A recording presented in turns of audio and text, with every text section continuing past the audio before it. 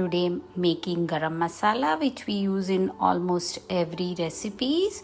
So there are 3-4 star anise, around 20 cardamoms, 1 big stick of cinnamon, I have broken it, 5 to 6 bay leaves, 2 tablespoon kasuri methi, coriander seed around 2 tablespoon, 1 tablespoon black peppers, 1 tablespoon cumin.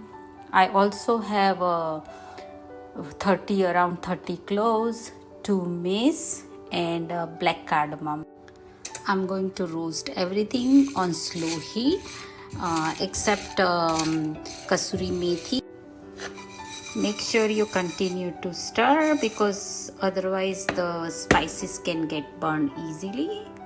It's around 2-3 minutes and it's already aromatic. I have added kasuri methi and turned off the heat.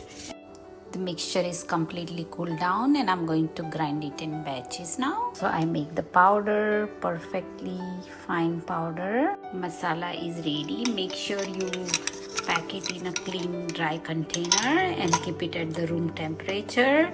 And as you can see, it will last me for a couple months because you just need a small pinch.